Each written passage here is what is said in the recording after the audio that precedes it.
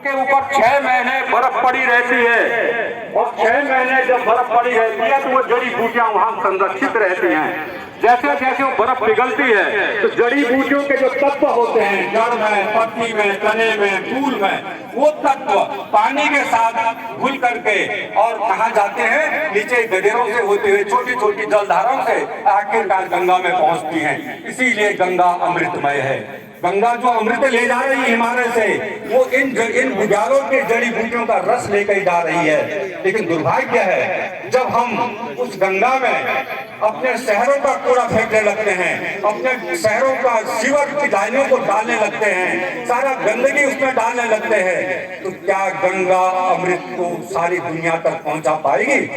वो हिमालय से ही जहरीला बन जाती है, हिमालय से उसमें अमृत की जगह जहर बन जाता है और वो फिर उसका पानी आगे जाकर के आचमन लायक भी नहीं रहता है। एक चम्मच पानी को पीने के लिए नदी का हम 10 बार सोचेंगे कि कहीं हम बीमार तो नहीं पड़ जाएंगे। वही गंगा जिसको माँ कहते हैं, वही गंगा जो हिमालय के गुजारों से अमृत लेके जा रही है, आज हम कितने बेवश हो चुके हैं कि उस पानी को पीने के लिए हम कई बार सोचते हैं। आपको पता होगा कि गंगा का अमृत, गंगा का पानी कभी सड़ता नहीं था। राजा अकबर बिना गंगा के पानी को पिए कभी रहता नहीं था। अंग्रेज जब यहाँ से भाग के गए, हमारे देश को छोड़ करके गए, तो जब उनको इंग्लैंड जाना था तो गंगा के पानी को पीपों पर भर करके ले गए ताकि इतनी लंबी यात्रा में वो पानी पी सकें, उनका पानी सड़े नहीं। ये सब लोग जानते थे, लेकिन आज गंगा रो रही है, आज हिमालय करा रहा है। बच्चों, हम जो इस 6 जनपद है हमारे, जो सीमांत जनपद है, हम बड़े संवेदनशील जनपद वाले लोग हैं। यहाँ प्राकृतिक आपदाएं आती हैं, भूकंपीय क्षेत्र के रूप में अगर हम देखें तो पूरा ये पर्वतीय जो हमारा सीमांत क्षेत्र है जहाँ से आप लोग आए हैं, ये भूकंपीय सिस्मिक जोन 5 में आता है, जो सबसे ज्यादा संवेदनशील माना जाता है।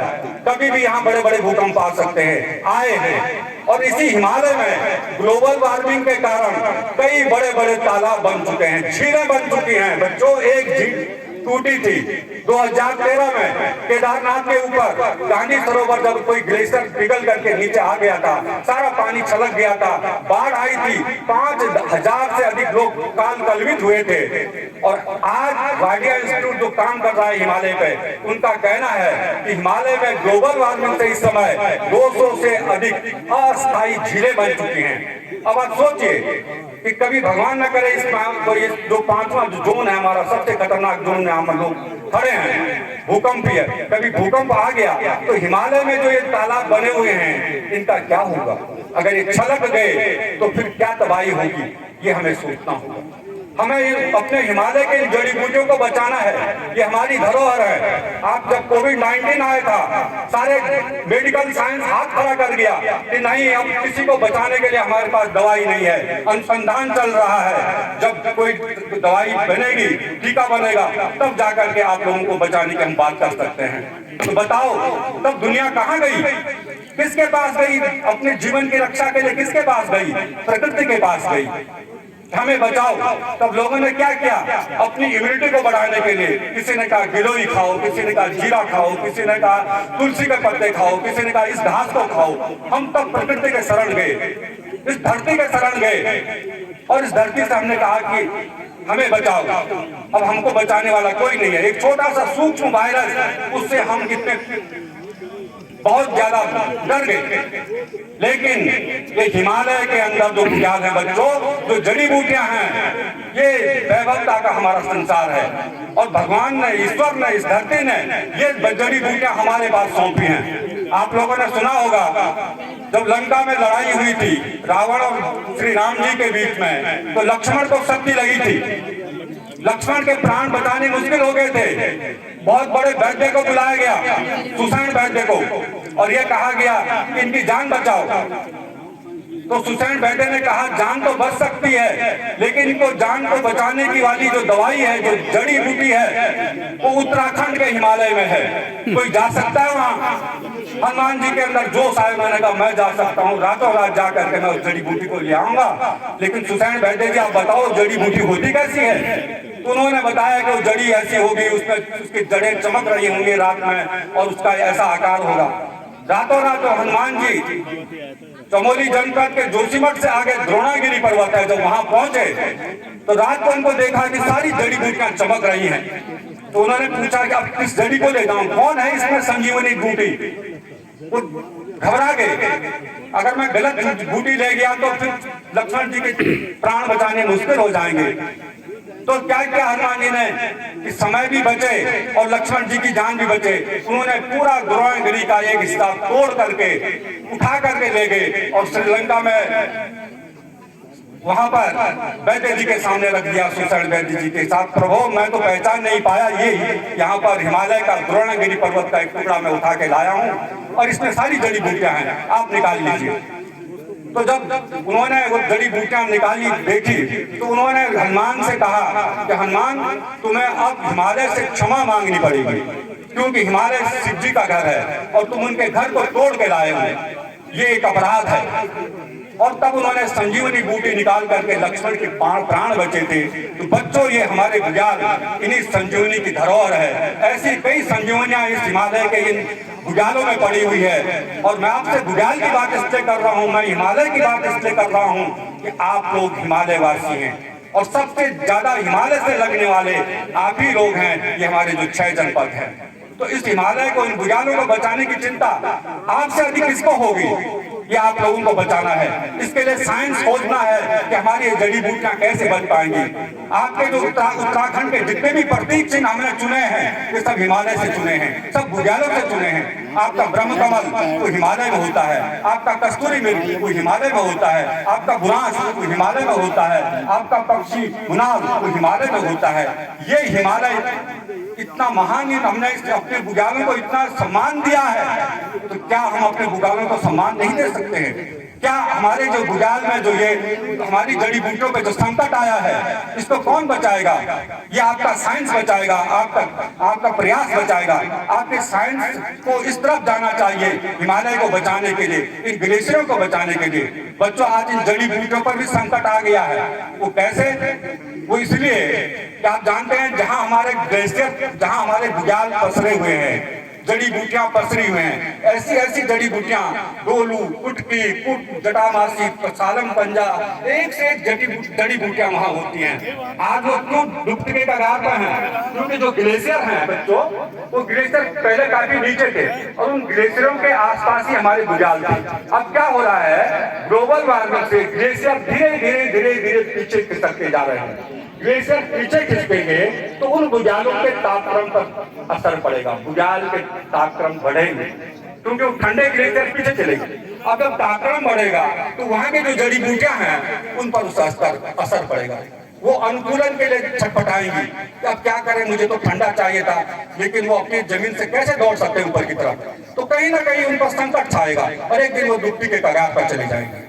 इसलिए ये जरूरी है कि जैसे जैसे परिवर्तन आ रहा है, हमें जो इस प्रकृति ने जो धरोहर हमको दी है, ये बुग्यालों का धरोहर, ये जड़ी बूटियों का धरोहर जो हमको दिया है, इस धरोहर को बचाना है। क्योंकि आने वाले समय में जो संकट अभी हमारे पूरी पृथ्वी पर आया था, कोविड-19 का, उससे भी खतरनाक कई वायरस तैयार होने वाले हैं।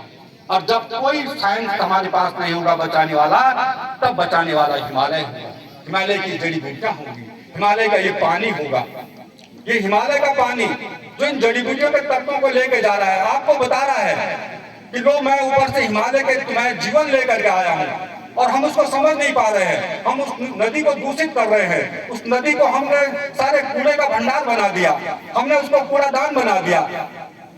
तो सबसे बड़े बेवकूफ कौन होंगे? आखिर चिंता किसको नहीं हुई? ये चिंता हम लोगों को करनी है। मैं यूकॉस्ट को बहुत बहुत धन्यवाद देना चाहता हूं, अपने महानिदेशक महोदय प्रोफेसर डॉक्टर दुर्गेश पंत जी, जिन्होंने एक नई सोच के साथ उत्तराखंड के इन हिमालय की इस आत्मा की आवाज को सुना और उन्होंने हिमालय के इन बच्चों का एक नया साइंस, नया कांग्रेस, नई यहाँ पर एक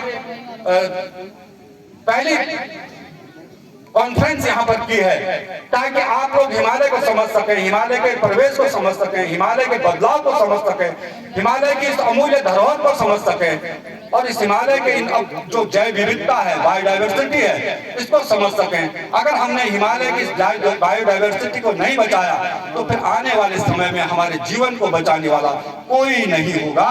कई बार इस संसार में, इस पृथ्वी में प्रलय आए हैं और उस प्रलय के बाद जब नई सृष्टि की रचना हुई तो हिमालय से ही जीवन की उत्पत्ति।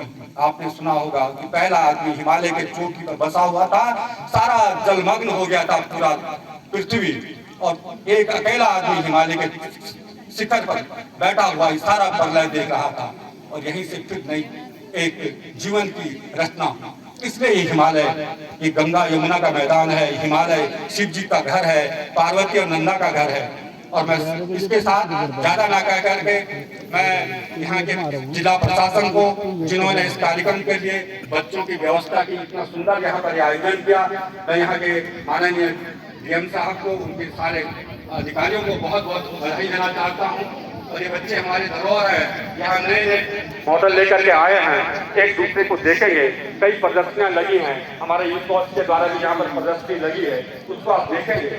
लेकिन हमारा जो मेन मकसद है वो ये है कि पर्वतीय बच्चे हमारे पहाड़ों के काम आए, हमारे जो पर्वतीय बच्चे हैं वो हिमालय के काम आए, हिमालय की जैव विविधता को बचाने के काम आए। नए नए अनुसंधान के जो हमारे नए परिवर्तन इस पृथ्वी पर दिखाई दे रहे हैं, कैसे हम बचा पाएंगे, इन जंगलों को कैसे बचा पाएंगे। हर साल लाखों करोड़ों पेड़ लगते हैं, लेकिन दिखाई देने में लगता है कि सारी आखिर ये किसी की कमी है हम लोगों की, कि हम अपने लगाए हुए पेड़ को दोबारा देखने नहीं चाहते हैं। कहाँ से धरती हरी बनी होगी।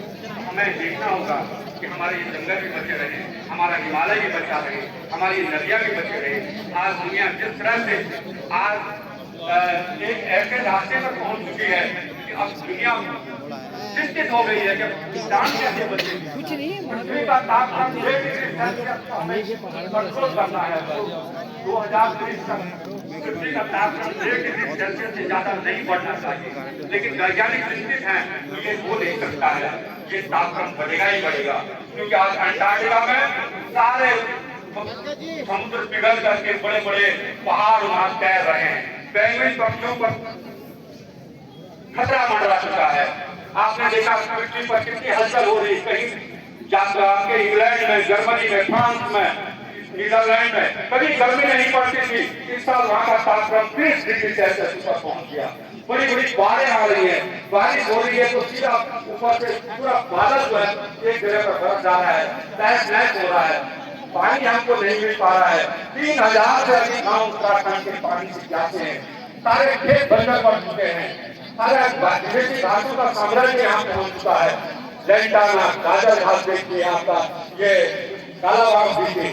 हमारे पास अपने पशुओं को चराने के लिए अब घास नहीं रह चुकी है, तो हमने अपने जानवरों को फेंक करके अपने सड़कों पर खड़ा कर दिया है। एक्सीडेंट हो रहे हैं, जानवर खड़े हैं, गाड़ियां जा रही है, रोक नहीं पाते गाड़ी ड्राइवर अपनी गाड़ी को, सारे जानवर काल बदल हो रहे हैं। ये सब समस्या हमारे सामने है, कैसे हम इससे निजात पाएं, ये आप बाल वैज्ञानिक करें। ये सोच आपके अंदर आनी चाहिए। हम मौलिक सोच करेंगे, दूसरे के अनुसंधानों को लाकर हम दिखाएंगे, हम वो चीज दिखाएंगे जो हमारे सामने जरूरत है, हिमालय को बचाने के लिए, नदी को बचाने के लिए, जीवन को बचाने के लिए, पृथ्वी को बचाने के लिए हम क्या कर सकते हैं। छोटे छोटे प्रयास घर से शुरू करने पड़ेंगे। दोस्तों, अपने घर के अंदर प्लास्टिक नामक राक्षस को जाने मत दीजिए। अपने घर के अंदर के कूड़े को अपने घर के अंदर ही उसका प्रबंधन कीजिए। जब वो कूड़ा सड़क पे नहीं आएगा तो हमारी सड़कें साफ रहेंगी। अगर हमारे सड़कों पर सारा कूड़ा हम डाले रहे तो कोई नगर पालिका वो उठाएगी, वो कितना दिन उठाएगी। आने वाले 3 दिन पहले पूरी दुनिया की जनसंख्या 8 अरब हो चुकी है और आने वाले 2050 तक हम 9 अरब पहुंच जाएंगे। इन 9 अरब लोगों को खाने के लिए भोजन चाहिए, जंगल चाहिए ऑक्सीजन के लिए, पानी के लिए हमें पानी चाहिए, और ये सब तीनों चीजें हमारे पास समाप्त हो रही हैं। खेतों में मकान उड़ रहे हैं, अनाज गायब है, जंगल कम हो रहे हैं, ऑक्सीजन सिकुड़ता जा रहा है, इधर जनसंख्या बढ़ रही है, कार्बन डाइऑक्साइड बढ़ती जा रही है। सारी विपरीत परिस्थितियां हमारे लिए आ रही हैं। आने वाले समय में हम क्या कर पाएंगे, ये आप लोगों को सोचना है। मैं ज्यादा न कह करके यहाँ के आयोजकों को बहुत बहुत बधाई देना चाहता हूँ और विशेषकर अपने यूकॉस को, यहाँ के जिला प्रशासन को, जिन्होंने इस नई सोच के रूप में हमारे पर्वतीय सीमांत जनपद के इन बच्चों को सम्मान दिया, ये यहाँ इस धरती पर आने का एक मौका दिया। अभी हमारे कई गुरुजी बता रहे थे कि हमारे बच्चों ने पहली बार अपने स्कूल से बाहर निकल करके अपने ये उत्तराखंड के शहरों को देखा। आज जरूरत है, मैं अपने महानिदेशक जी से निवेदन करूंगा, आज बच्चों की कांग्रेस के साथ साथ हमारे शिक्षकों के लिए भी जरूरत है। हम ऐसा ही एक कार्यक्रम शिक्षकों के लिए भी तैयार करें, शिक्षकों को बुलाएं, क्योंकि शिक्षक आने वाली पीढ़ी के मार्गदर्शक है, तो उनको भी हम बुला करके उनका एक साइंस कांग्रेस किया जाए कहीं पर, और उनको भी एक नया उनका जो विजन है, उनके अंदर भी बहुत बड़ी क्षमताएं हैं, कई अध्यापक जो है बड़े वैज्ञानिक सोच रखते हैं, उनको भी सम्मान मिले। तो मैं समझता हूँ कि यूकॉस इस तरफ एक पहल करेगा कि एक साइंस कांग्रेस का भी हम पर्वतीय जनपद के जो हमारे